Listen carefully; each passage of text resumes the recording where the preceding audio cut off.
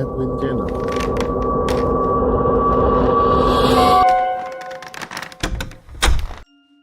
Mereka menempuh perjalanan yang cukup panjang, karena medan perjalanan yang cukup sulit untuk dilalui kendaraan roda 4. Setelahnya, di desa Tegal Agung, Bijo terus membawa mobil pengangkut itu menyusuri jalanan yang semakin menyempit. Yanti sedikit bingung saat ia memperhatikan mobil seperti mulai memasuki kawasan hutan. Maaf ya, Mbak. Setelah ini harus jalan kaki, cukup jauh. Mobil gak nyampe? Tutur Bu Ijah. Yanti mengangguk saja. Tak berselang lama, Bijo menghentikan mobil di dekat jalan setapak, yang hanya muat dilalui 2 orang itu. Jalan tersebut menembus area kebun yang ditanami oleh pohon-pohon mahoni dan akasia yang menjulang tinggi. Kita turun di sini. Bijo membantu membawakan tas Yanti, yang sudah berisi segala tetek bengek keperluan tahjizul janazah. Mereka bertiga lantas jalan beriringan, menembus pekatnya malam.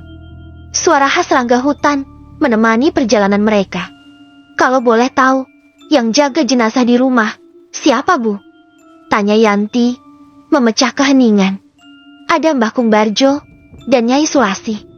Jawab Bu Ijah. Oh, bapak sama ibunya? Bukan. Tapi semacam dukun gitu deh. Dukun kepercayaan keluarga. Jawab Bu Ijah. Oh begitu. Iya, Mbah. Perjalanan mereka semakin masuk ke dalam kawasan perhutanan.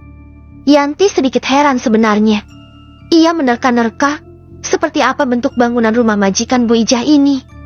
Sudah lama jadi pemandi, Mbah? Tanya Pak Bijo. Sudah Pak.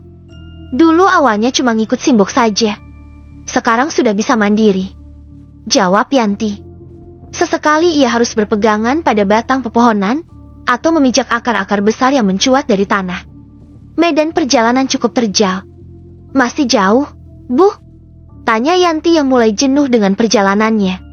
Bentar lagi, Mbak. Jawab Bu Ijah. Sesekali, wanita parubaya itu mengelap peluh yang membasahi keningnya. Sekitar 5 menit kemudian, mereka bertiga sudah tiba di rumah yang mereka tuju. Yanti takjub, bangunan rumah yang besar. Tak seperti yang ia kira tadi. Bangunan yang mirip seperti bangunan peninggalan Belanda. Kesan megah tetap ada, meskipun beberapa bagian catnya mulai mengelupas dan lapuk karena dimakan usia. Pak Tejo bergegas membuka pintu gerbang, lalu mempersilahkan Yanti untuk masuk. Hawa dingin langsung menyergap begitu saja. Entah kenapa, Yanti merasakan ada yang ganjil di tempat ini. Yanti seperti ragu untuk memasuki bangunan cantik itu. Kenapa, Mbak? Tanya Bu Ijah yang menangkap raut wajah bimbang di wajah Yanti. Oh, enggak apa-apa, Bu Ijah. Jawab Yanti dengan kikuk. Bu Ijah tersenyum. Namanya juga bangunan tua, di tengah hutan pula. Pasti aura mistisnya kerasa Mbak. Gak usah takut, ayo kita masuk. Bu Ijah langsung menggamit tangan Yanti. Mau tak mau, Yanti mengikuti wanita parubaya itu. Setiba di ruang tamu, mata Yanti langsung dibuat takjub kembali dengan view ruang tamu itu. Begitu menakjubkan dan kental akan seni. Terdapat sebuah lukisan Nyi Roro Kidul, berukuran besar, dan juga lukisan anggota keluarga ini, yang tak kalah besarnya. Di sudut-sudut ruangan, tertata guci mahal berukuran besar, yang nampak begitu antik. Bunga sedap malam juga turut menghiasi meja-meja panjang di sebelah guci indah itu. Silahkan duduk, Mbak. Bu Ijah langsung membuka aneka toples berisi snack yang berjajar rapi di meja. Yanti semakin takjub melihat isi toples yang jauh berbeda dari masyarakat pada umumnya. Umumnya, orang biasa mengisi toples dengan rengginang, kacang-kacangan, tempe keripik atau makanan olahan sederhana lainnya. Tapi, toples ini berisi aneka coklat, biskuit-biskuit mahal yang sering Yanti lihat iklannya seliweran di televisi. Yanti mengambil sedikit coklat kacang yang terlihat sangat enak itu. Enak banget, batin Yanti. Tak lama kemudian, Bu Ijah keluar membawa teh, lalu mempersilahkan Yanti untuk segera meminum teh itu. Tolong cepat diminum, Mbak. Sebelum Nyai datang, ujar Bu Ijah, yang terkesan memaksa. Kenapa, Bu? Tanya Yanti. Bu Ijah menunjukkan raut wajah yang sedikit cemas. Tolong, segera dihabiskan saja. Nanti, Nyai marah. Bu Ijah nampak khawatir. Entah kenapa, aneh sekali. Yanti segera menghabiskan teh, yang ternyata sudah diberi es batu itu. Tenggorokannya, yang tadi terasa kering, langsung terasa seperti mendapat siraman oase saat berada di tengah gurun Sahara. Segar, apalagi, teh tersebut memiliki cita rasa unik dan wangi. Sudah, Mbak? Tanya Bu Ijah. Sampun. Ayo ikut saya, menemui Nyai dan jenazah.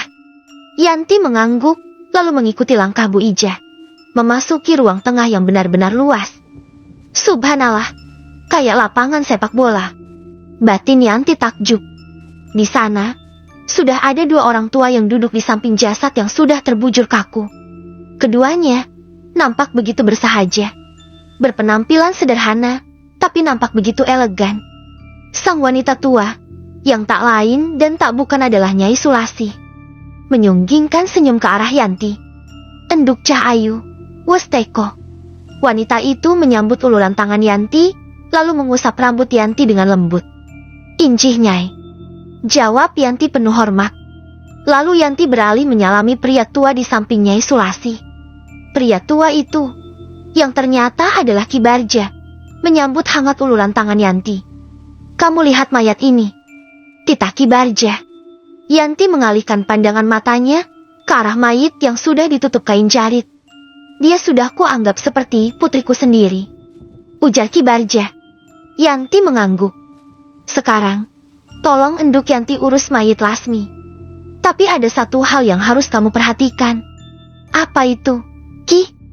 Tanya Yanti sedikit heran. Apapun yang terjadi, jangan pernah melepas cincin yang ada di jari Lasmi, tukas Ki Barja. Yanti sedikit bingung. Tapi, maaf Ki, semua hal yang berkaitan dunia harus dilepas dari tubuh mayit, ujar Yanti lirih. Ia menatap takut-takut ke arah pria tua yang nampak begitu bersahaja itu. Kamu turuti saja keinginan Mbah Kung Ki Barja. Banyak hal yang lebih baik tidak kamu ketahui, enduk Yanti. Kini giliran Nyai Sulasi yang berbicara. Tidak ada gulat raut wajah kemarahan di sana. Tapi kata-kata halus Nyai Sulasi cukup membuat Yanti tertekan.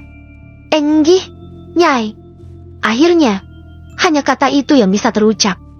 Nyai Sulasi langsung memanggil beberapa pembantu untuk mengangkat mayit Lasmi. Sementara Yanti mempersiapkan peralatan yang ia perlukan untuk menyucikan mayit. Bismillah ya Allah. Yanti berusaha meyakinkan dirinya sendiri agar tidak takut.